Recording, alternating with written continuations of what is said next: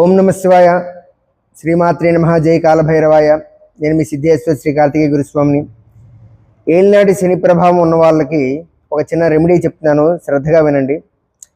మనకి ఇప్పుడు వచ్చేటువంటి ఎల్లుండి శనివారం నాడు, అంటే అష్టమి రోజు, మీరు శనీశ్వరుడి దేవాలయంకి వెళ్ళి శనీశ్వరుడికి ఆరాధన చేసుకున్న తర్వాత ఆ రోజు సాయంకాలం నాడు కాలభైరవుడికి ఆరాధన చేయండి. కాలభైరవుడికి ఆరాధన చేయడం వల్ల మీకున్నటువంటి ఏలినాటి శని ప్రభావం అనేది కాస్త వెసులుబాటు అనేది కలుగుతుంది. ఎలా చేయాలి అనుకుంటే, నల్లటి వస్త్రం వేసి కాలభైరవుడి యొక్క చిత్రపటాన్ని ఉంచి ఆ కాలభైరవుడి దగ్గర నల్ల నువ్వులు వేయండి. తర్వాత గుమ్మడికాయ, బూడిద గుమ్మడికాయ అంటారు దాన్ని, అడ్డంగా 2 బూడిద గుమ్మడికాయలు కోసిన తర్వాత దాన్ని మధ్యలో కాస్త గుజ్జు తీసిన తర్వాత విప్ప నూనె వేయండి. రెండిట్లో కూడా విప్ప నూనె వేయండి. ఒక దాంట్లోనేమో ఎర్ర ఒత్తు వేయండి, ఒక దాంట్లోనేమో నల్ల ఒత్తు వేయండి. దీపారాధన చెయ్యండి. దీపారాధన చేసిన తర్వాత కాలభైరవాష్టకం అనేది పఠించండి, అంటే చదవండి. కాలభైరవాష్టకం చదివిన తర్వాత కాలభైరవుడికి ధూపం వేయండి. గుగ్గిలం అంటే ధూపం వేసిన తర్వాత ఆయనకి ఇష్టమైనటువంటి గారెలు కాస్త ఆరగించేలాగా నైవేద్యంగా పెట్టండి. హారతి ఇవ్వండి.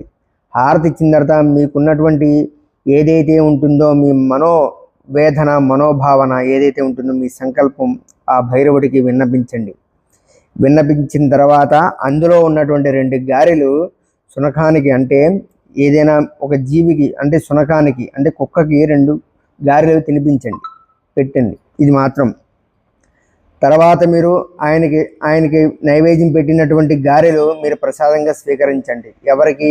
ఇక్కడ చిత్రపటం దగ్గర కాలభైరవుడికి పెట్టినటువంటి గారెలు. అర్థమైంది కదా? మీరు ఇది చేయడం వల్ల కాస్త ఉపశమనం అనేది కలుగుతుంది. ఇప్పుడు ఎల్లుండి మీకు వచ్చేటువంటి 22వ తారీఖున అష్టమి శనివారం నాడు, ఆ రోజు మూలా నక్షత్రం ఉంది. ఎందుకంటే అమ్మవారి నక్షత్రం ఉంది, అష్టమి ఉంది. తర్వాత శనివారం నాడు ఆ రోజు మీకున్నటువంటి బాధలు ఏవైతే ఉంటాయో అన్నీ కూడా కాస్త ఉపశమనం కలిగేటువంటి ఒక చక్కటి మార్గము. ఈ యొక్క రోజుని ప్రత్యేకంగా అందరూ ఉపయోగించుకోండి. వీలైతే అందరికీ షేర్ చేయండి. మీకు ఇంకేమైనా డౌట్ ఉంటే కామెంట్ రూపంలో తెలియపరచండి. నా నెంబర్ కూడా పెడతాను, ఫోన్ చేసి అడగండి, నేను ఖచ్చితంగా చెప్తాను. ఎవరికి కూడా, మీరు చాలామంది ఫోన్ చేస్తున్నారు కానీ మీరు ఫస్ట్ ఫోన్ చేయగానే మీ కాస్ట్ ఎంత అని అడుగుతున్నారు. I'm not cost. ఏదైనా సరే ఎవరికైనా సహాయం చేస్తాను, నాకు తెలిసినంత వరకు, నాకు ఉన్నంత స్థితిలో ఏదైనా సరే మార్గదర్శకుని మాత్రమే. అందుకని ఈ యొక్క చక్కటి అవకాశాన్ని ఉపయోగించుకోండి. ఆయుష్